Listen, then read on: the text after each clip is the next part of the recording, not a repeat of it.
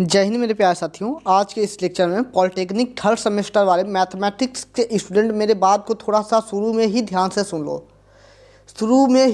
सुन लो। यदि आपको किसी भी क्वेश्चन में डाउट होगा, यदि आप उस क्वेश्चन को नहीं लगा पाएंगे, हम ओनली मोस्ट इम्पॉर्टेंट क्वेश्चन ही बताएंगे, ठीक है। इसको सॉल्व करके नहीं बताएंगे। यदि आपका ज़्यादा डिमांड रहा तो जितना भी क्वेश्चन फंसेगा हम A to Z सारा का सारा क्वेश्चन बोर्ड पर बता देंगे, वीडियो बनाकर अच्छे से समझा देंगे। तो आप लोग मेरे बात को ध्यान से सुने होंगे। एक बार और बता देना चाहते हैं, आपको जो भी मोस्ट इम्पॉर्टेंट क्वेश्चन बताएंगे उस क्वेश्चन में यदि आपको डाउट होता है, यदि उस क्वेश्चन को आप नहीं लगा पाते हो तो आप मेरे पास ज़रूर शेयर कीजिएगा कि सर इस क्वेश्चन को बता दीजिए, तो हम उसको बोर्ड पर ज़रूर बताएंगे। लेकिन जब तक आप लोग मेरे पास उस क्वेश्चन को शेयर नहीं करोगे तब तक हम नहीं बताएंगे, ठीक है। नहीं तो हम कैसे जानेंगे कि आपको आ रहा है कि नहीं आ रहा है। यदि आपको किसी भी क्वेश्चन में डाउट होगा तो आप लोग जरूर बताइएगा। आज के लिए मात्र 5 क्वेश्चन डेली बाई डेली, जब तक आपका पेपर नहीं आता है मात्र 5-5 ही क्वेश्चन पढ़ेंगे और बेहतरीन तरीके से पढ़ेंगे। जो भी डाउट होगा आप लोग जरूर बोलिएगा। तो चलिए, आज का आपका पहला क्वेश्चन क्या है कि यदि कोई पिंड जिसका द्रव्यमान m है, पृथ्वी के आकर्षण में h ऊंचाई से पृथ्वी की ओर गिरता है, ठीक है। आकर्षण से h ऊंचाई से पृथ्वी की ओर गिरता है, यानी कि ऊंचाई जो है h है और पृथ्वी की तरफ गिर रहा है। तो इस कथन के लिए अवकल समीकरण के रूप में व्यक्त कीजिए, यानी कि इसको हमको अवकल समीकरण के रूप में व्यक्त करना है। यदि आप लोग पॉलिटेक्निक थर्ड सेमेस्टर में नहीं पढ़े हो तो जो भैया 12th करके आए होंगे वह इस क्वेश्चन को जरूर पढ़े होंगे अवकल समीकरण में। चलिए इस क्वेश्चन को देख लेते हैं। ये भी question very most important question, जितना भी क्वेश्चन बताएंगे वह आपके पेपर में आया हुआ है तभी बता रहे हैं बाबू। यह आपका अगला क्वेश्चन जो है दूसरा नंबर आपका दे दिया है U1, U2 और U3 का मान दे दिया है और कह रहा है कि सिद्ध कीजिए कि इतना बराबर 4 होगा।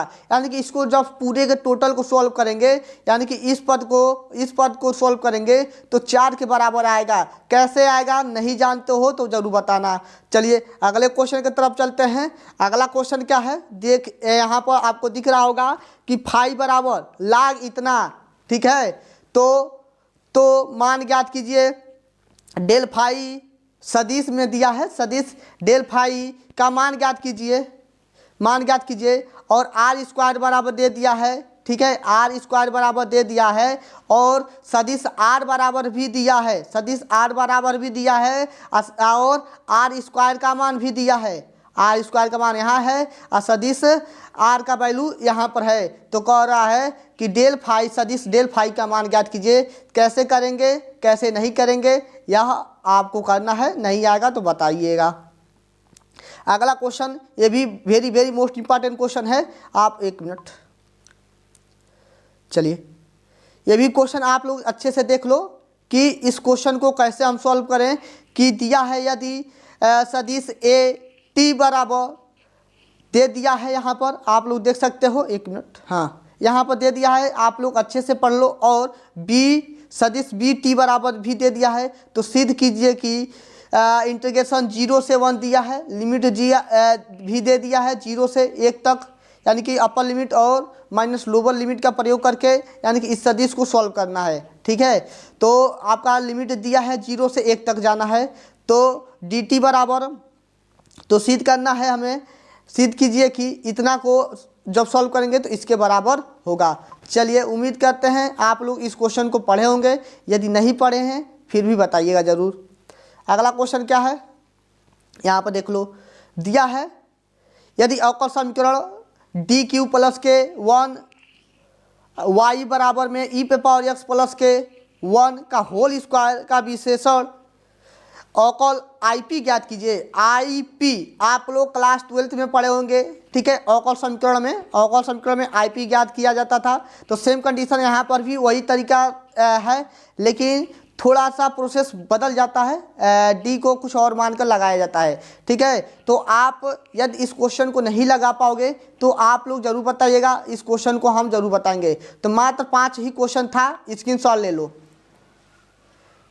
चलिए स्क्रीनशॉट लेते रहिएगा। और यदि इन 5 क्वेश्चन में यदि आपको कहीं भी डाउट होगा तो यह वीडियो आज ही पब्लिक हो जाएगा और आज ही भेज देना, ठीक है, ताकि जो कल वीडियो डालेंगे तो ओनली कल का ही क्वेश्चन बताएंगे, तब आज वाला नहीं बताएंगे। तो इस पूरे वीडियो को अच्छे से अपने ग्रुपों में भी शेयर कर दो ताकि जितना भी स्टूडेंट नहीं जानते होंगे बता देंगे, ठीक है। यदि आपका डिमांड आता है कि सर 5 क्वेश्चन बता दीजिए तो 5 क्वेश्चन बताएंगे ज़रूर, ठीक है। तो उम्मीद करते हैं आपको मेरा बात समझ में आया होगा। ओके बाय, जय हिंद साथियों।